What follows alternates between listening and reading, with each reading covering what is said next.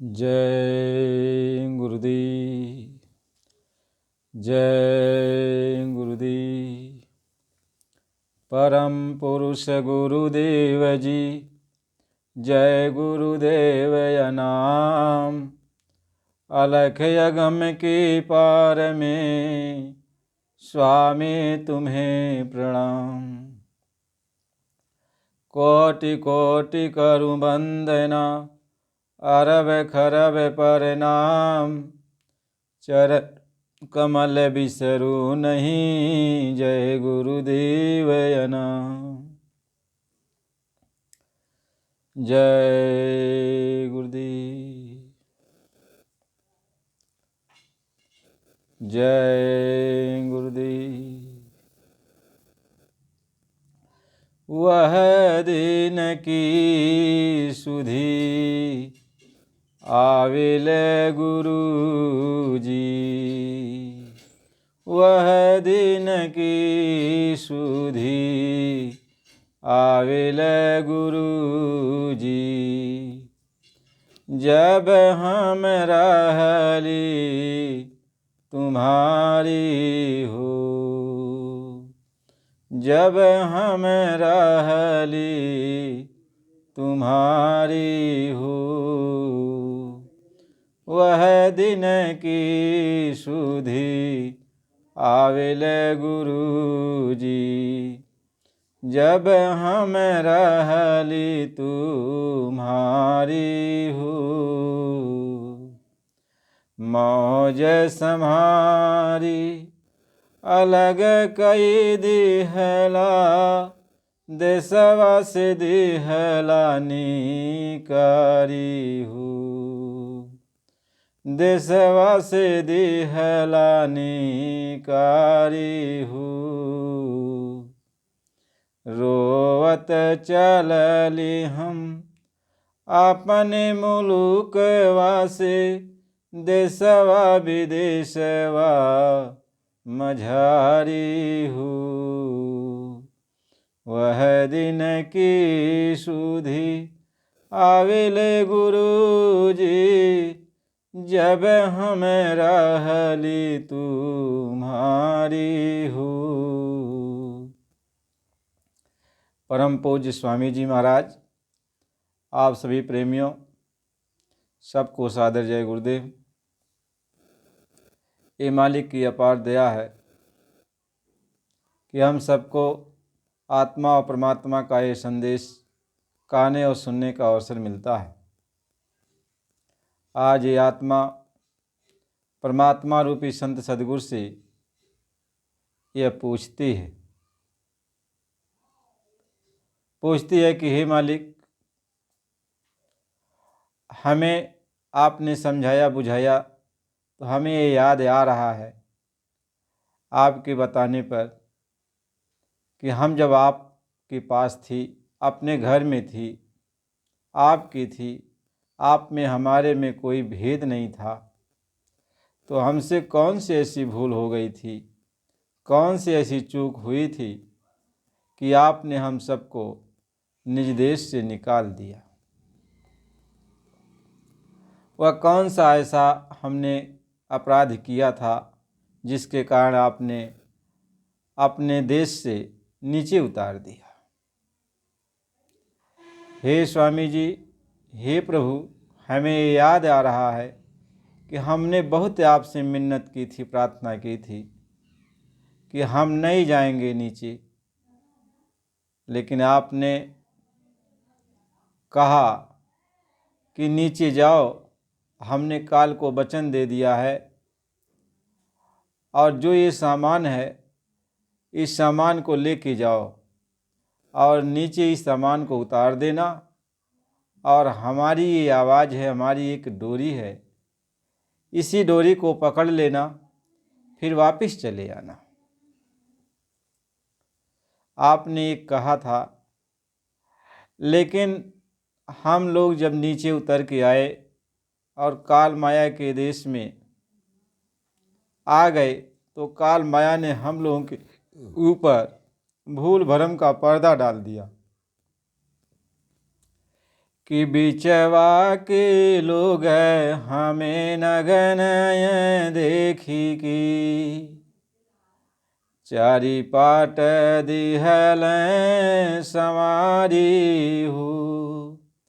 यानी जब सतलोक से हम नीचे उतर रही थी तो बीच के मंडल के जो लोग थे, पहले आए हुए थे, वो लोग अपने अपने मंडल में, जब उनके मंडल में हम उतारी गई तो अपने देश का कपड़ा पहना दिया और फिर नीचे उतारा, अपने देश का कपड़ा पहना कर फिर नीचे उतारा।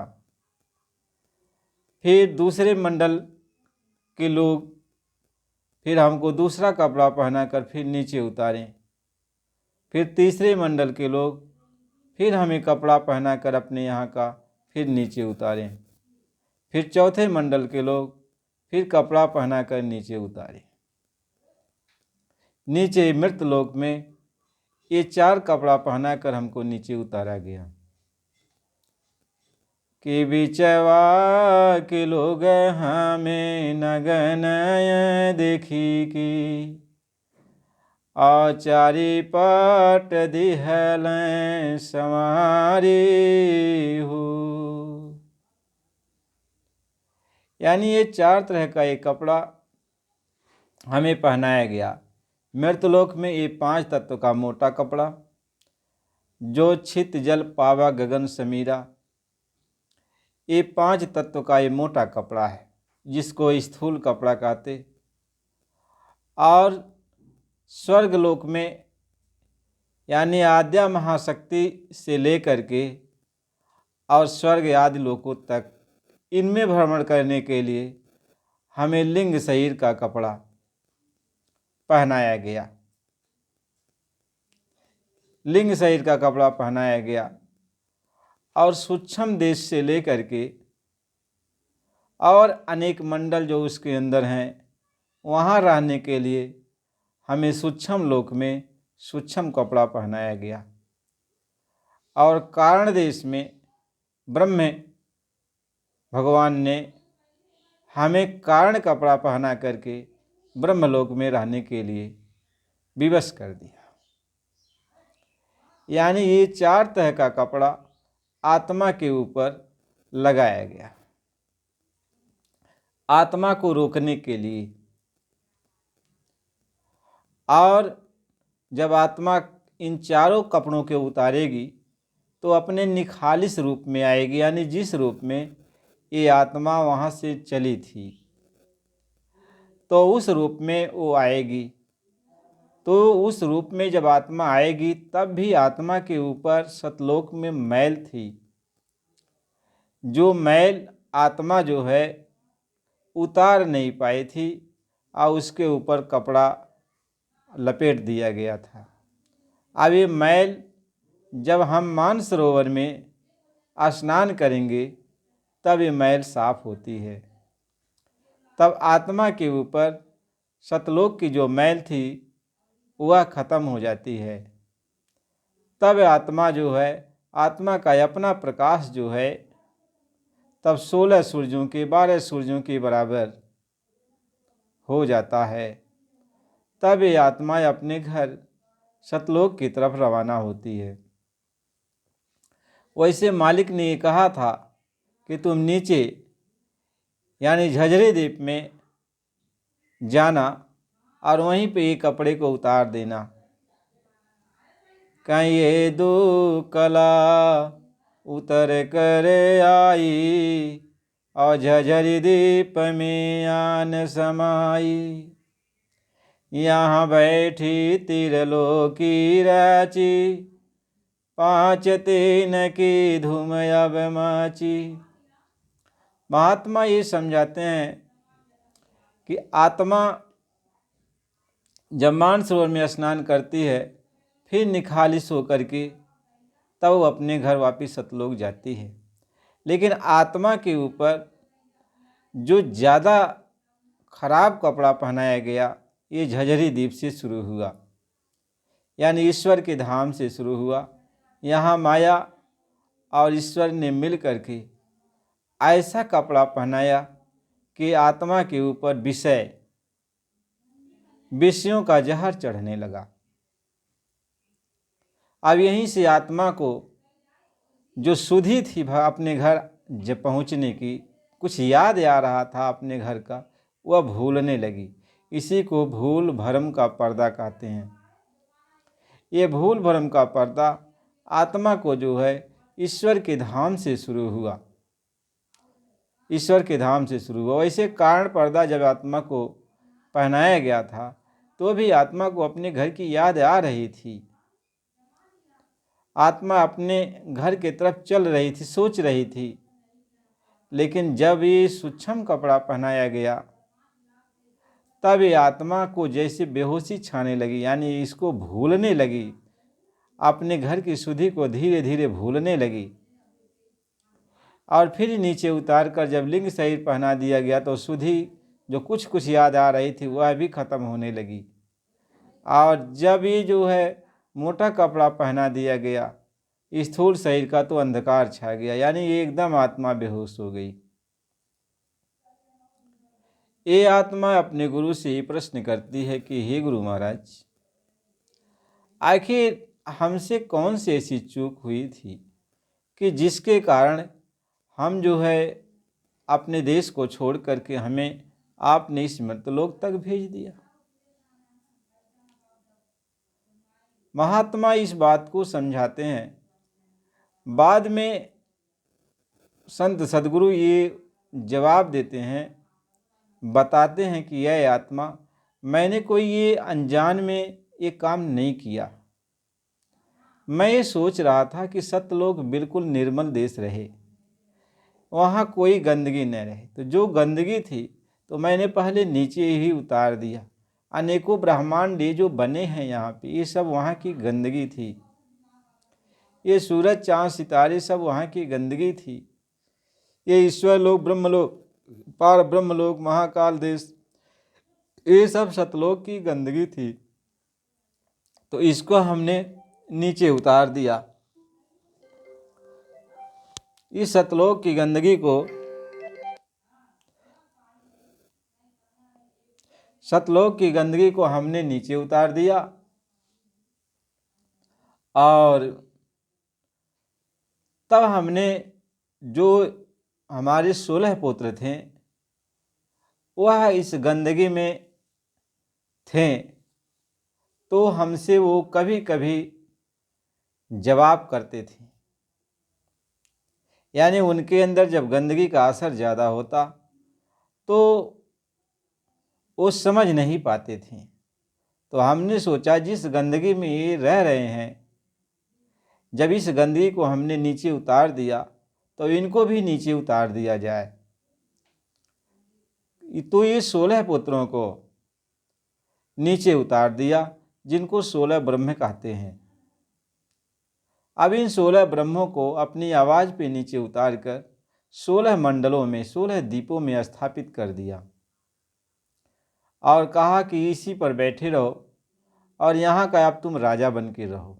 अब तुम अपने देश सतलोक नहीं आ सकते हो, हमने तुमको यहाँ का राजा बना दिया। यह ब्रह्मांड सब रच करके, ये सारे ब्रह्मांड, असंख्य ब्रह्मांड हैं जिसकी कोई गणना नहीं है। असीमित हर चीज़ की आप गणना कर सकते हो, लेकिन जो असंख्य ब्रह्मांड हैं इनकी गणना नहीं कर सकते हो। कहा कि ये सब हम निकाल दिए सतलोक से, तो इनके तुम राजा बन के रहो। अब 16 तुम राज्य करो अपने अपनी जगह पर बैठ करके। तो ये 16 ब्रह्म अपनी जगह पर बैठे थे। बहुत समय बीत गया तो सोचने लगे कि अपने घर चलें। तो अपने घर जब चलने की तैयारी की तब इनको आभास हो गया कि ओहो, जो हमें अपने घर चलने वाली ताकत थी वह सतपुरुष ने ले लिया, पिता ने ले लिया। अब सचमुच पिता अब अपने देश नहीं बुलाएंगे। तो बहुत तपस्या किया इन लोगों ने, बहुत पिता की आराधना किया, सत्यपुरुष की आराधना किया। तो सत्यपुरुष खुश हुए। तो ये पूछें कि अब क्या चाहते हो? कहें पिताजी आपने तो राज्य दिया, लेकिन हम लोग किसके ऊपर राजा बन के रहेंगे, किसके ऊपर राज्य करेंगे?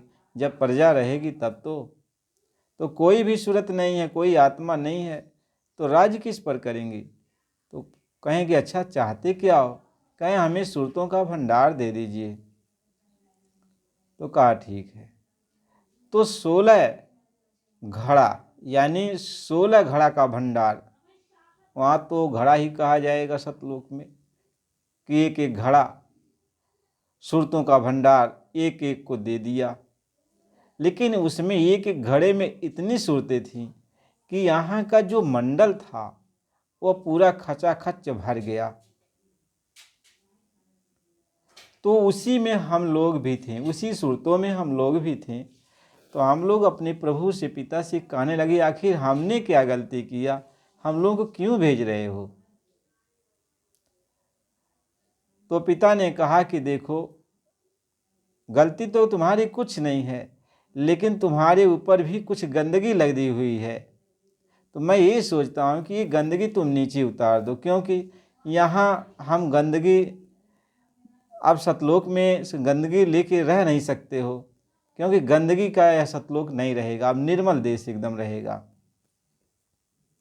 तो जाओ इस गंदगी को नीचे उतार देना, और नीचे उतार दो और फिर वापस चले आना। हम लोग फिर भी बहुत दुखी थे, पिता भी बहुत दुखी थे, लेकिन गंदगी को नीचे उतारना जरूरी था, इसलिए हम सबको पिता ने नीचे उतार दिया। और जब नीचे उतार दिया तो ये कहा था कि तुम लोग जैसे गंदगी को छोड़ना, और मेरी एक यह डोरी है, इस डोरी को पकड़ के सीधे वापस चले आना, सीधे चले आना, और तुम चले आओगे। और काल भगवान, जिनको हमने देश से निकाल दिया है काल को, वो नहीं आ सकते हैं, तुम चले आना, देखो वहाँ रुकना मत। और काल भगवान से, ईश्वर से, इन 16 ब्रह्मों से कहा कि इन आत्माओं को हम तो दे रहे हैं, लेकिन तुम इनको तकलीफ मत देना। यदि इनको तुम तकलीफ दे दोगे तो इन सारी आत्माओं को हम उठा लेंगे। तो उन्होंने कहा हम ऐसा इनको सुख सुविधा देंगे कि वहाँ ये जाना नहीं चाहेंगी। बस बात यहीं पर आके ख़त्म हो जाती है। और जब आत्माएं यहाँ चली आई तो बहुत सारी खेपें, बहुत सारी आत्माएं अपने घर सतलोक जब यहाँ का सामान पूरा कर दी, यहाँ का सामान नीचे उतार दिया, मृतलोक का सामान जो था, जो भी आवरण था, उसको नीचे उतार दिया, जो गंदगी थी, और सीधे नाम डोरी को पकड़ के अपने घर चली गई। बहुत सारी आत्माएं चली गई, लेकिन हम लोगों को भी जाने की बारी आ रही थी। तो काल भगवान ने देखा कि सभी आत्माएं ऐसे, जिनको जिनको मृतलोक में उतारते हैं, ये सारी आत्माएं और बीच के मंडल से तो नहीं जा सकती, क्योंकि जो भी गंदगी है वह मृतलोक में ही उतारनी है।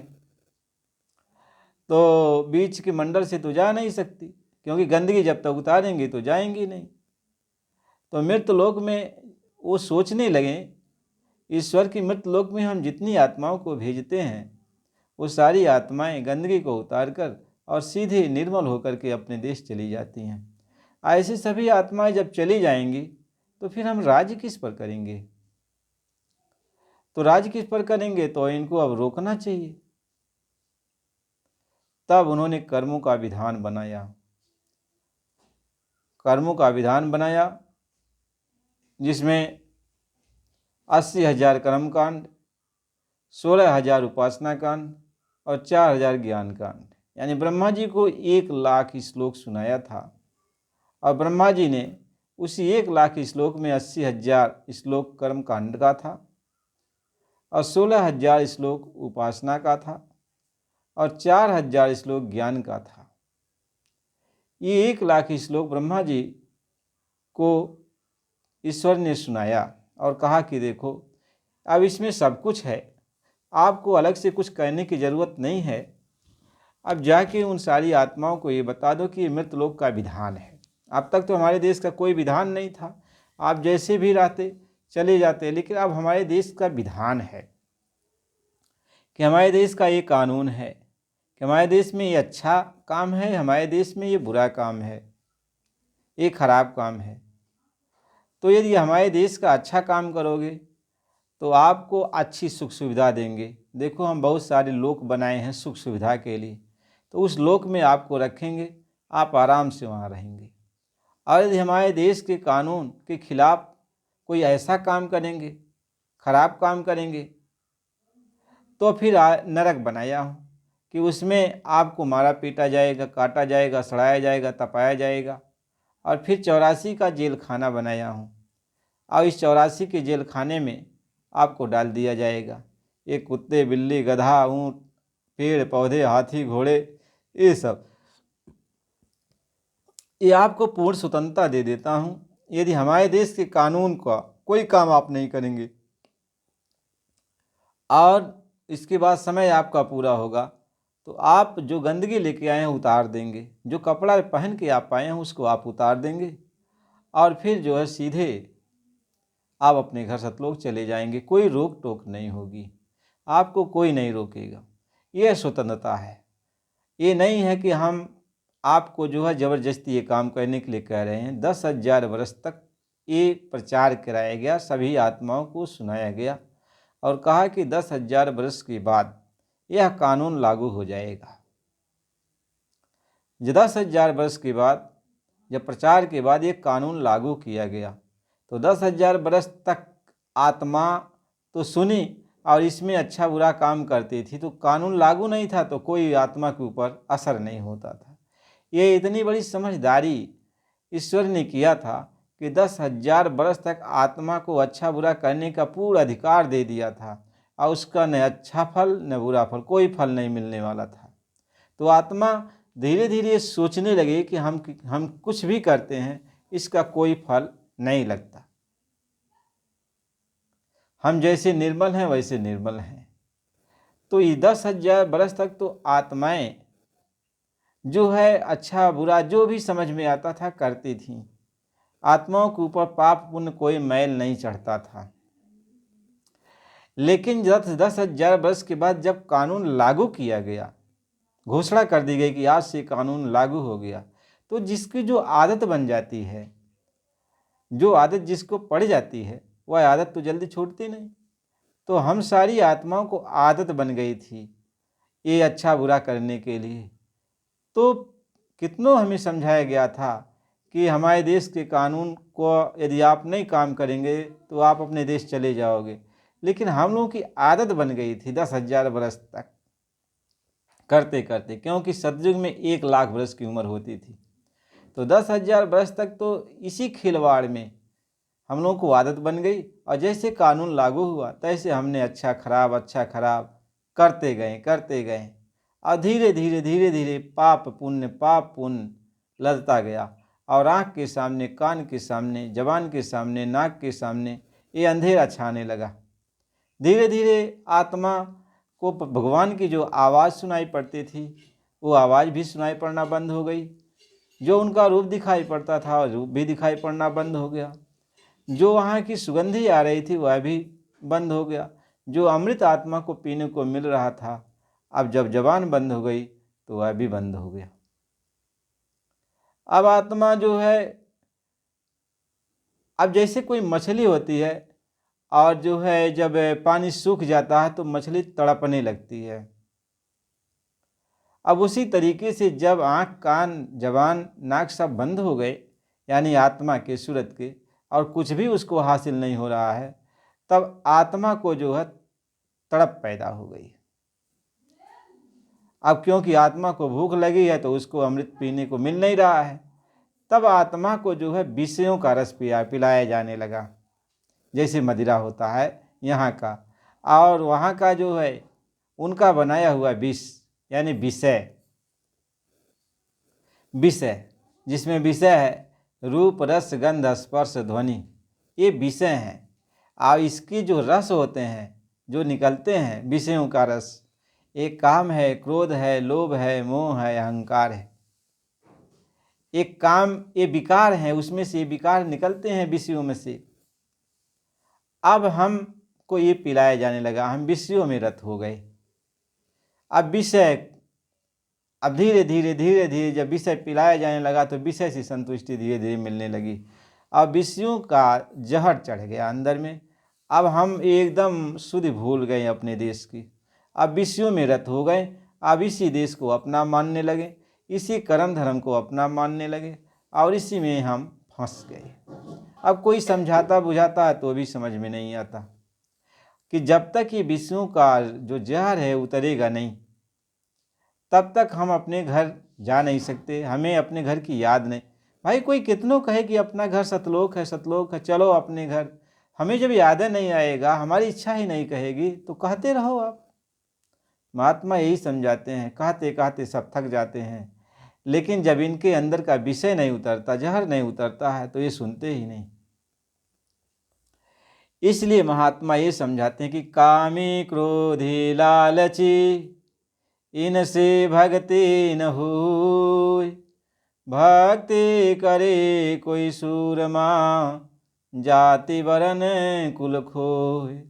कहते विश्व में रत रहने वाले जीव भक्ति के मार्ग को नहीं अपनाते, उधर उनका ध्यान ही नहीं जाता। मालूम होता है कितना रूखा फीका ये चीज़ है, केवल विषय की तरफ वो दौड़ते हैं, दुनिया के विषयों की तरफ वो लगे रहते हैं। महात्मा ये समझाते हैं, कहीं विषय प्यारे प्रीति से तब लगे गुरुमुख नाय, और जब अंतर सतगुरु मिले और विषया से रुचि नाय। कहते विषय से जब तक हमारा प्यार है, हम विषय भोगों में लेते हैं, तब तक हम गुरुमुख नहीं हैं, तब तक हमारे अंदर गुरुमुखता का कोई लक्षण ही नहीं है, क्योंकि हम विषय भोगों में लिप्त हैं। अभी हमें होश ही नहीं हुआ, अभी होश नहीं हुआ। जब तक होश नहीं होगा तब तक हम कुंभकर्ण की नींद में सोए हुए हैं, हम कुंभकर्ण की नींद में सोए हुए हैं। इसी को महात्मा समझाते हैं कि अब कुंभकर्ण सोया हुआ है, अब उसको जगाने के लिए लोग ढोल मजीरा बजा रहे हैं, जगाने के लिए उसको जो है बहुत कुछ कर रहे हैं कि कुंभकर्ण जाग जाए। तो आत्मा कुंभकर्ण की नींद में सो रही है, अब इसको होश नहीं है। 6 महीने में एक दिन जागने का मतलब होता है कि इतना जुग जुगांतर बीत जाने के बाद, इतना जुग जुगांतर बीत जाने के बाद एक दिन आत्मा को समय मिलता है, जो मानव शरीर, इसको एक दिन कहा गया। और जब एक दिन का समय मिलता है कुंभकर्ण को, तो एक दिन में खूब खाता पीता है, खूब मदिरा का पान करता है, इतना करता है कि आराम से 6 महीना वो सोए, जो कुछ भी करना है एक ही दिन में वो कर डालता है। एक ही दिन में जितना पावे पूरे संसार को खा जाए, उस वह इतना जो है भूखा रहता है। इसी तरह से ये मानव शरीर जो एक दिन का इसको मिला है, इतना ये आत्मा कर्म कर डालती है, अच्छे बुरे बुरे कर्म, कि इसको कई जुग जुगांतरों तक भोगना पड़ता है। महात्मा इसको समझाते हैं, यही आत्मा कुंभकर्ण की नींद को सो रही है। जब कुंभकर्ण रण के मैदान में आता है, तो विभीषण जो है भगवान राम से कहते हैं, हे नाथ, हे प्रभु, कि नाथ भूधरा कार शरीरा अकुंभकर्ण आवतरण धीरा। हे नाथ, आप सतर्क हो जाइए, ये कुंभकर्ण आ रहा है, बहुत विशाल शरीर है इसका, बहुत भयंकर ऐसा ही धारण किया हुआ है और सबका भक्षण कर जाएगा। आप ही भगवान खड़े हो जाइए, आप ही आके रोकिए, नहीं तो यह सारी वानर सेना को एक पल में खत्म कर देगा। महात्मा इस बात को समझाते हैं कि अब जो है भगवान राम अपना जो है शस्त्र उठाते हैं और रण के मैदान की तरफ चल पड़ते हैं। गोस्वामी जी महाराज लिखते हैं कि जब आत्मा को जगाने का आखिरी वक्त आता है, यानी उसका जो कारण पर्दा, जो बीज का पर्दा है, जो विषय का पर्दा है, इसी को कारण विषय कहते हैं। ये कारण पर्दा ही विषयों का पर्दा होता है, जो 5 विषय कहलाते हैं, जिसमें शब्द है, रूप है, रस है, स्पर्श है और ये गंध है। ये 5 विषय हैं। ये 5 विषय कारण देश से उतर करके मृतलोक तक आते हैं। इसलिए विषय को कोई खत्म नहीं कर सकता। विषय तब खत्म होते हैं, ये बीज तब खत्म होते हैं जब त्रिकुटी में जाकर के एक कारण पर्दा उतारा जाता है। यानी लंका नगरी को त्रिकुटी कहते हैं। महात्मा ये समझाते हैं, अब वो जो है कुंभकर्ण रण के मैदान में आता है तो कुंभ का मतलब होता है घड़ा, घड़े की आवाज़। कर्ण का मतलब होता है आवाज़, यानी घड़े की आवाज़, मृदंग की आवाज़ की तरह अब ये बाजा बजना शुरू हो रहा है। और जो भी ये आवाज़ को यदि ध्यान से सद्गुरु का बल लेकर के नहीं सुनेगा तो ये आवाज़ उसको अपने में हजम कर ले जाएगी। इसलिए साधक को यहाँ उस आवाज़ को अपने में हजम करना पड़ता है। यानी गुरु की ताकत को लेके उस आवाज़ को, जो बादल की गड़गड़ गड़गड़ गर्जन और मृदंग की आवाज़ बजती है, इसको अपने अंदर हजम करना होता है। साधक इस आवाज़ को अपने अंदर हजम कर लेता है, तब ये साधक जो है आगे चल करके कारण पर्दा को उतार देता है, इन विषयों को उतार देता है। महात्मा तब ये बात समझाते हैं कि विषय प्यारे प्रीति से तब लग गुरुमुख नहीं, यानी जब तक आप त्रिकुटी में जा करके इस कारण पर्दा को नहीं उतारोगे तब तक आप गुरुमुख नहीं हो सकते। क्योंकि इसके ऊपर, त्रिकुटी के ऊपर यानी ब्रह्म के ऊपर गुरुपद बैठे हैं, गुरुपद का स्थान है, वहाँ गुरु बैठे हुए हैं, वहाँ पर गुरु बैठे हैं। महात्मा इस बात को समझाते हैं कि गुरु महाराज जी वहाँ बैठ करके इंतजार कर रहे हैं, अब वहाँ गुरु बैठे। इसलिए त्रिकुटी में 3 पद बनाया गया। एक जैसे त्रिकुटी का, जिसको एक सुमेर पर्वत है, एक कैलाश पर्वत है, ऐसे ये 3 पर्वत, मेरु पर्वत, सुमेर पर्वत और कैलाश पर्वत, ये 3 पर्वत बनाए गए।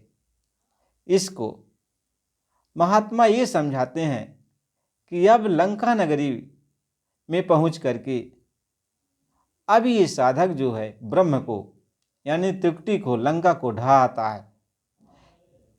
यानी अब ये साधक जो है आत्मा को, अब आत्मा के अंदर इतनी ताकत पैदा होती है, इतनी बल पैदा हो जाती है कि वह कुंभकर्ण को मार देता है, यानी उसकी आवाज़ को हजम कर लेता है। अब उसकी आवाज़ को हजम कर लेता है। धीरे धीरे धीरे धीरे धीरे धीरे सारी आवाज़ें हजम हो गई। तो जब हजम हो गई तब वो जो है उस पर्दा को उतारेगा, तब मेघनाद आएगा, यानी और तेज आवाज़। नाद का मतलब आवाज़ होता है, बादल की गड़गड़ गड़गड़ गड़गड़ करने की आवाज़। अब मृदंग की आवाज़ जब बजती है तो जैसे मृदंग बजने लगा। जब वो आता है कुंभकर्ण तो मृदंग की आवाज़ इतनी तेज बजती है, इतनी तेज की महात्मा ये समझाते उसको हजम करना पड़ता है। अब ये आवाज़ को साधक हजम कर लेता है, तब त्रिकुटी पर अपना जो झंडा फहराता है। तब ऊपर गुरुपद का स्थान है, तब वहाँ गुरु बैठे हैं। तब गुरु में यह शिष्य उनके चरणों में लीन होता है। अब सारे पर्दे उतर गए। अब गुरु अपने साथ ले जा करके इस आत्मा को पिया पद में, यानी अब मानसरोवर में स्नान करवाते हैं।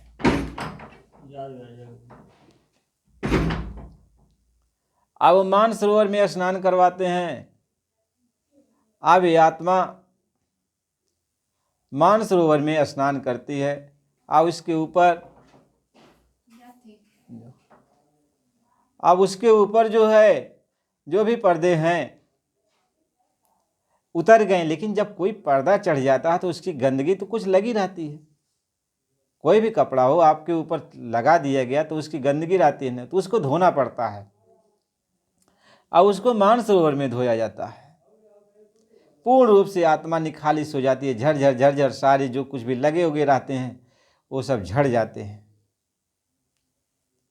महात्मा इस बात को समझाते हैं, गुरु महाराज जी इसी बात को समझाते हैं।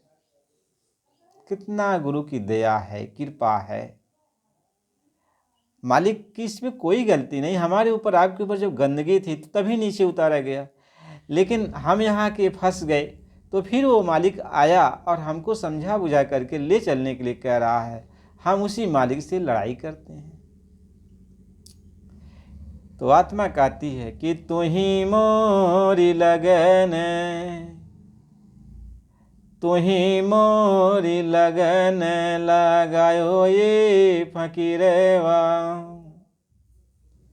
तू ही मोरी लगन लगायो रे फकीरवा।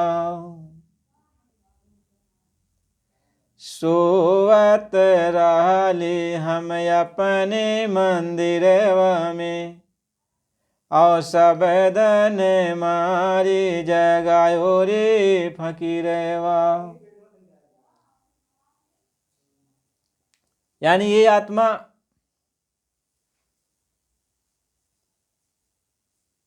अब जो है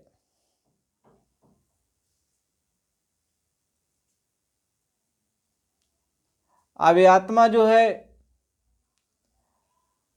गुरु से प्रार्थना करती है, गुरु से कहती है कि मालिक आप ही मेरी लगन लगाए, आप ही मेरे अंदर प्रेरणा दिए, आप ही आकर के मुझे अपने प्रति प्रेम प्यार पैदा किए, आपने ही हमें वो सब कुछ दिया।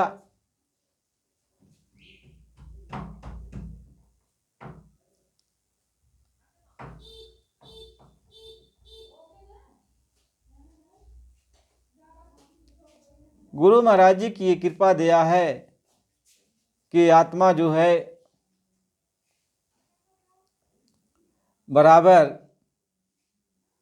मालिक को याद करती है। मालिक को याद करके आत्मा